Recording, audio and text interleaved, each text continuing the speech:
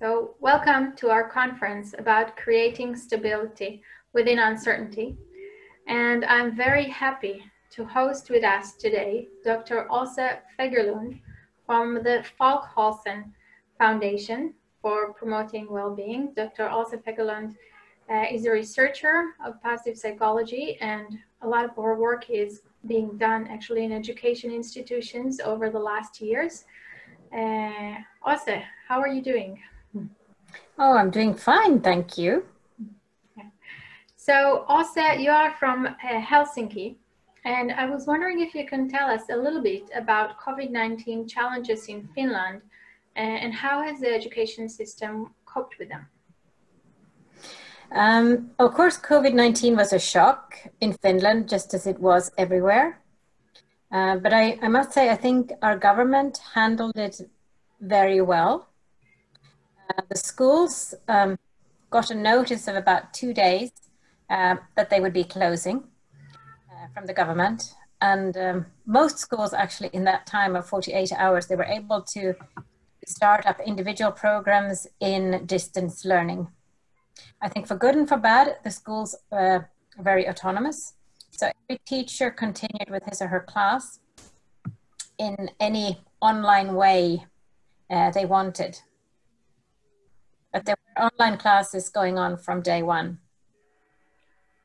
When you're saying online classes, does that mean that they used Zoom for talking throughout, the whole school day from 8 o'clock till 1 o'clock, or how was it conducted? That differed quite a lot. And actually Zoom is not allowed. It's not considered safe.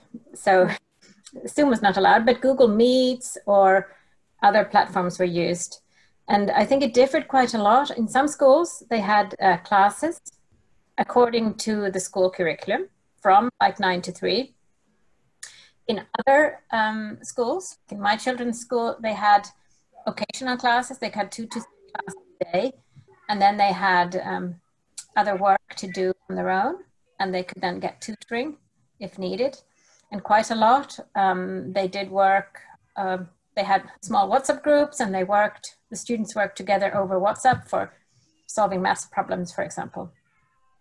But I have also heard of worse examples where maybe the teacher sent out a program for a month, and the students were very much required to do a lot of things autonomously. So I think it varied a lot, but in general, it worked really efficiently and well. That's my impression. So in general, Åse, what you're saying is that the curriculum continued as usual, and actually this did not interrupt too much of the usual kind of day-to-day ritual. No, I think a lot of things were for good and for bad. For some students, this was actually better. They felt like for my daughter, she felt like she could do work much more efficient from home, because she were able, and a lot of students were able to connect with their grandparents or parents who could help them. They were well off. But then, of course, there was the other side of the coin, where some students were left very much alone if they didn't have relatives who could help them. And I know there has been concern in schools about students from not so good home environments. And I know that child welfare clients have increased during the spring. But then our schools closed by the end of May, and the last 2 weeks, we had the schools open as normal. And that was also considered important for these students that we didn't know were they well off at home or not, that the teachers had time to catch up with them before the summer.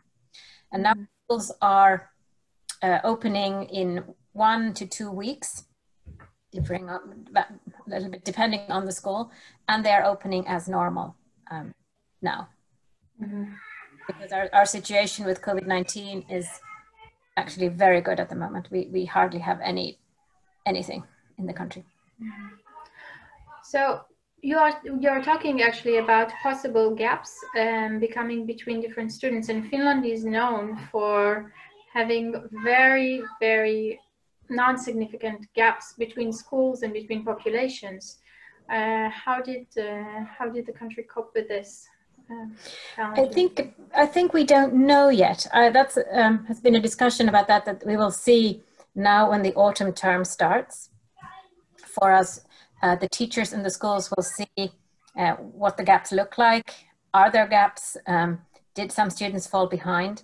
And the government has put in extra funding for special education, for helping students catch up that might have fallen behind as well. Okay. And what about the well-being of the students? Was there any special concern, or do you think that generally the students were okay? And I think in general students were okay, but again, the students who would come from home environments that were not ideal, for their well-being, there is a concern. And regarding them, of course, I think they are behind the rise in child welfare as well.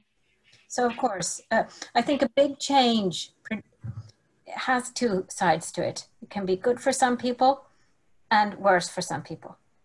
If we can learn something, that it's maybe about flexibility. And so flexibility in students' needs.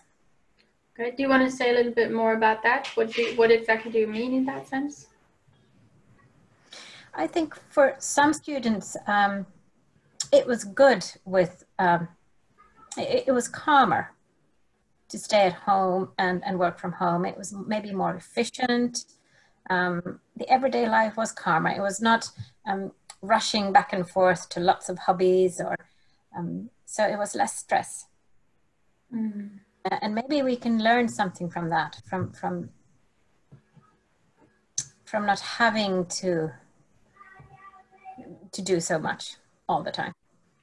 Yeah. So in some places they say that it makes you focus on what is important and then allow yourself to forget about the rest. Yeah, so and I think that's happened in many families. That has happened, but of course not in every family. Yeah. And I also think it helped a lot that we have a very much trust in our government. I think Finland has among the highest trust in our institutions and in our government. And the trust in the government for now has been especially high. And we happen to have a very special government at the moment as well. There's a government of 5 parties where all party leaders are women. Yes, that is very unique. But how has the trust in the government helped education in this period? I think the trust has helped in general to trust that our systems work, for families to trust that the schools will continue, will do their work. I think there is a large trust also in teachers and in their competence. And I think we have very competent teachers. That sounds very inspiring. I think. But then I also think there is a historical, I don't know if this is a very wide perspective, but I think Finland has a history of hardship at recent times. And I think the Finnish people also are quite high on grit and persistence, which helps to adapt to a change like this. Okay. We even have a special word for it in Finnish, which is called sisu. You might have heard. Yeah. Being very, very persistent, not giving up.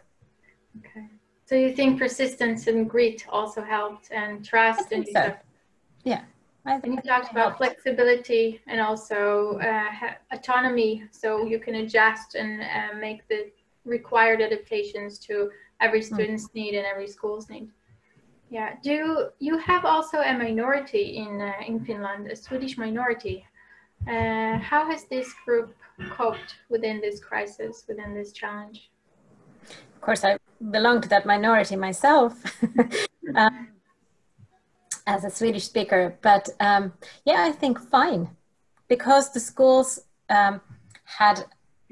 they were individually doing their online programs, so I think they were on the same level as the Finnish schools. I don't think they were better off or worse off. I think the dividing line were more between schools that had a lot of IT included already, that had computers for all their students already, it was more that some schools, maybe out in the countryside, didn't have computers for every student. And that was more difficult then to organize the online teaching quickly. When you're saying it was actually not between language groups here or minority or majority, it was more about other things in the schools like the IT. So just to understand, when you're saying that there in some schools there were computers for all the children, so does that mean that the school distributed the computers or just the families had? No, the schools in some, or in, I don't know the percentage, but in quite a few municipalities, they have allocated money for the schools. We only have public schools in this country in practice. 19% something are public schools. So then the municipalities would have decided to allocate money for providing every student with a computer from the school. The school, when they're public schools, they're not supposed to cost anything to the family. Everything is to be provided. And that was a challenge then when in 2 days they had to switch to online teaching if the schools didn't have computers for every student. Which is the case for, a lot of other countries where you don't distribute typical, but this is really a very, I think, well thought idea probably of the municipalities. So when you think about this challenge, it looks like, or it sounds like Finland has actually coped with it not bad, in a pretty good way.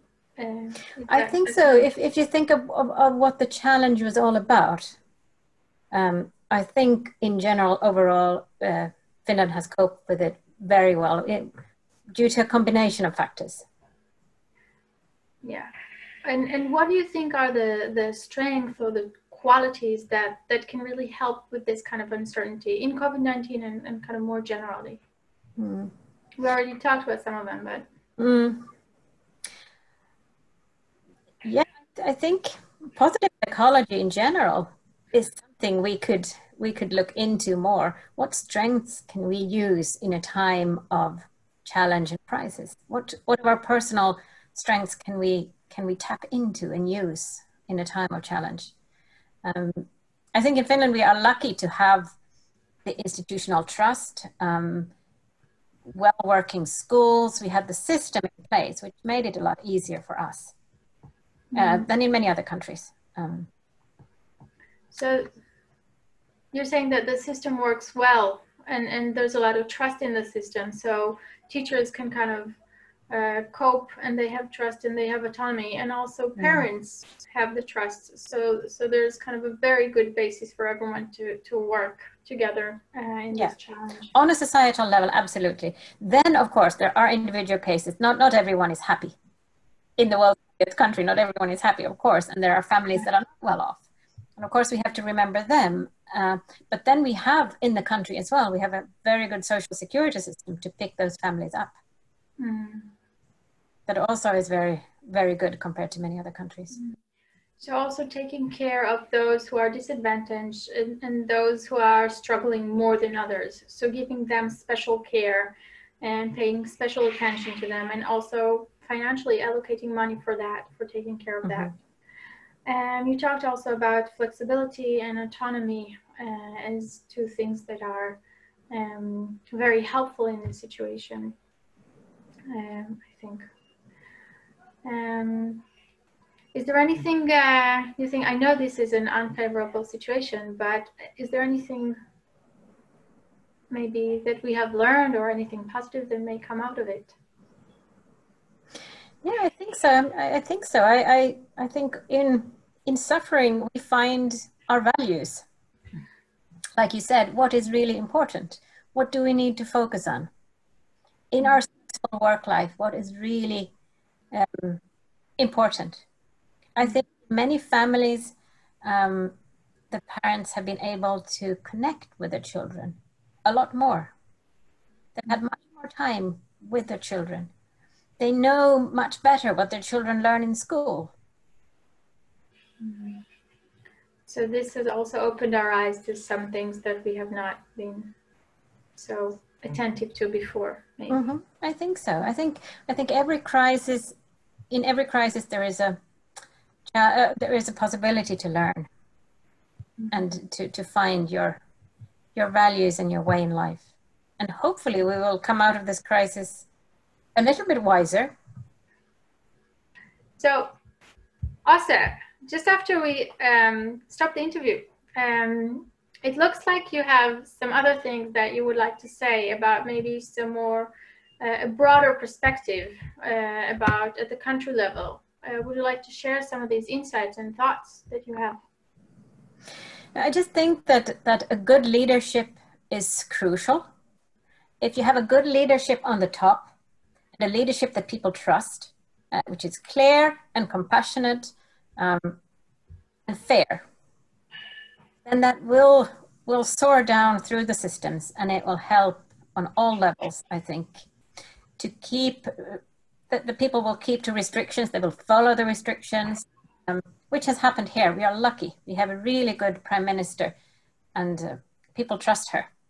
And I know that is not to mention any countries, but that's not the case in every country. And it doesn't have to do with age necessarily, right? You have a very young...